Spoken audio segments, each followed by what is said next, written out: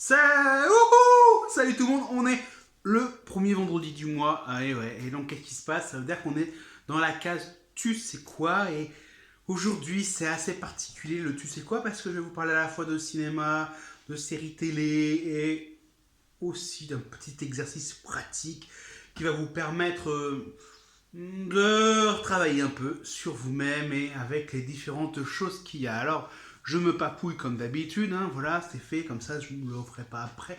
Alors, le tu sais quoi d'aujourd'hui, c'est, je ne sais pas si tu te souviens, je t'avais fait un petit exercice assez intéressant qui consistait avec deux exercices de visualisation. Il y en avait deux. Il y en avait un où c'était, il fallait devenir la barque plutôt que le roseau dans le ruisseau.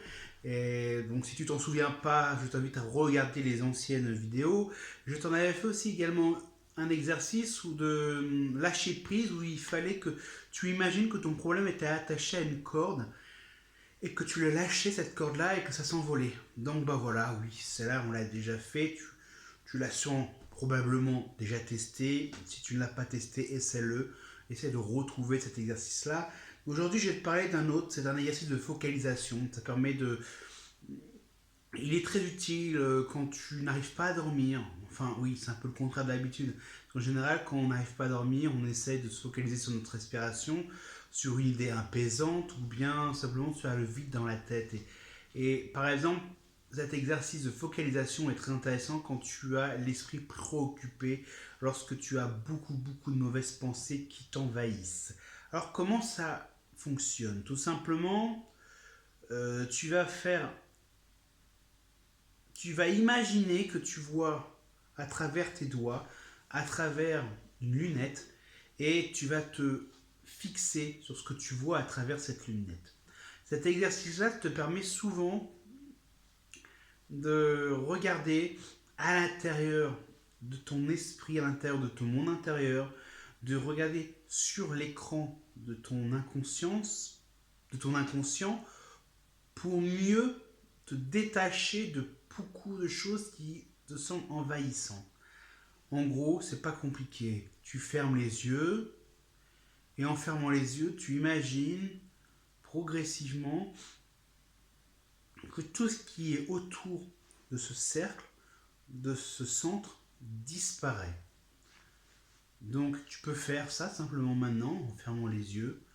Tu inspires lentement, profondément, et après, une fois que tu as fait ça, tu focalises toute ton intention sur ce que tu perçois à travers ce petit cercle. Mais il faut vraiment que tu imagines que quand tu fermes les yeux, quand tu te concentres sur ce cercle, qu'il n'y a plus que ce qui est à l'intérieur de ce cercle qui existe et qui a de l'importance. Donc en faisant cet exercice-là, tu verras que tu vas pouvoir te concentrer sur des détails, te concentrer sur une seule chose.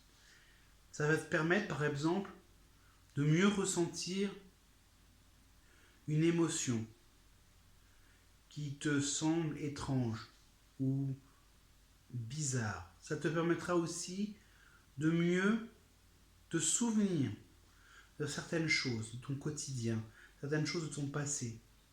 Tu as oublié un détail et tu voudrais simplement te souvenir que d'une chose. Ça te permet donc de d'estomper, de dézoomer tout ce qui n'est pas utile et qui n'est pas important. Cet exercice-là te permet parfois de retrouver un objet, parfois te permet de rappeler un moment précieux, quelque chose que tu n'as pas pu revivre récemment. Mais ce moment précieux, tu en as besoin pour pouvoir aller mieux, pour pouvoir te redonner du punch, te redonner de la confiance en toi. Tu peux imaginer que cette sensation, cet épisode, ce souvenir, il soit rangé dans une malle magique. Une malle où tu es la seule personne qui aurait la clé. Donc, cet exercice-là, tu peux le faire progressivement, tu peux le refaire plusieurs fois, dans plusieurs contextes, dans plusieurs cas, dans plusieurs situations. Voilà, cet exercice c'était pour aujourd'hui. Maintenant, on va parler de la série Gloria. Je sais pas si tu as vu, mais elle vient de se terminer là, à l'instant. Enfin, hier, moi je l'avais vue il y a 2 3 semaines et j'avais été perplexe parce que je me suis dit, tiens, contrairement à Ils étaient 10 où on aurait aimé qu'il y ait plus d'épisodes, pour en mieux diluer les informations et moins bourriner sur le dernier épisode. Là, Gloria, en fait, tu as 6 épisodes qui sont lents. Et à la fin, le dernier épisode, il te balance tout d'un coup. Et c'est vraiment, vraiment dommage. Parce que le spectateur, quand il est traîné comme cela pendant plusieurs heures, plusieurs jours, plusieurs semaines, il se pose la question, mais pourquoi tout ça pour ça? Ça te provoque souvent une déception. Tu te dis, mais c'est pas possible. Je m'attendais à quelque chose de beaucoup plus fort, beaucoup plus, beaucoup plus théâtral. Et au final, non. Tu as une arrestation banale. Tu as le mari qui revient, comme si de rien n'était. Et tu te dis, mais quoi? Quoi? J'ai attendu. J'ai passé pratiquement 7 heures de ma vie pour ce final-là. Et c'est même pour cela que Gloria, du coup, te laisse perplexe comme série. Tu te dis, mais c'est pas possible. Il se moque de nous. Il manque quelque chose. Et oui, il manque quelque chose. Je pense que on a trop insisté sur la grosse péripétie où elle recherche son mari et on a essayé de multiplier les éléments perturbateurs pour au final te faire un Deus Machina qui est raté. Mais dans les faits, en fait, le scénario se tient. C'est un scénario qui pourrait arriver à n'importe qui. C'est-à-dire qu'il y a un pourri auquel tu t'es rapproché qui finalement va t'embrouiller et toi, tu te retrouves pris au piège, euh, au pied du mur et la seule solution qui te reste, c'est disparaître, mourir ou continuer à payer. Donc, ce qui fait que finalement, la série Gloria, il y a du réalisme et ce réalisme-là est tellement étendu, étiré, que la gestion du temps du récit et de narration ne fonctionne pas. Il est trop dans l'aspect simulacre de la réalité. Parce que dans la réalité, c'est vrai, souvent tu as un Deus Machina qui arrive et tu te dis, bah dis donc, tant mieux que ce soit terminé. Sauf que là, c'est compliqué. Mais c'est vrai que la résolution, le fait qu'elle dise, tiens, je vais peut-être avoir une relation avec la personne qui m'a aidé, la seule personne qui était là, il y a quelque chose qui est vrai, quoi. Et le personnage que joue Joe Star est attachant. Joe Star joue extrêmement bien.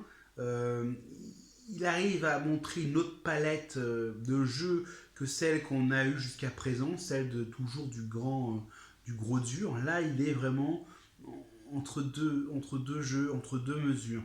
Et ça, c'est très très plaisant. Ça permet de voir quelque chose d'autre que le truc qu'on a l'habitude de voir, qui fait que finalement, c'est assez. C'est mono émotion, quoi. Mais je pense que le personnage, son nouveau jeu d'acteur que Joe Star est en train de développer, on pourra mieux l'apprécier dans Le Remplaçant qui arrive bientôt sur TF1. Et là, je pense que vraiment, on pourra avoir quelque chose d'autre. Évidemment, Le Remplaçant, c'est un peu comme GTO, un peu toutes ces séries où on a un super prof qui vient régler des problèmes et qui est un peu atypique. On a eu ce prof atypique déjà dans Sam, la série Sam, sur TF1, mais on a eu également ce personnage atypique dans l'Instit, mais c'était différent, l'Instit, parce que c'était atypique sans forcément l'être plus, mais on avait aussi ce personnage atypique dans la faute à Rousseau. Voilà. Et je pense que vraiment, Joey Star, il va peut-être apporter quelque chose d'intéressant dans cette nouvelle série, Le Remplaçant. Je ne l'ai pas encore vu. J'ai vu les teasers, les trailers, j'ai lu un peu tout ce qui se faisait autour. Mais voilà.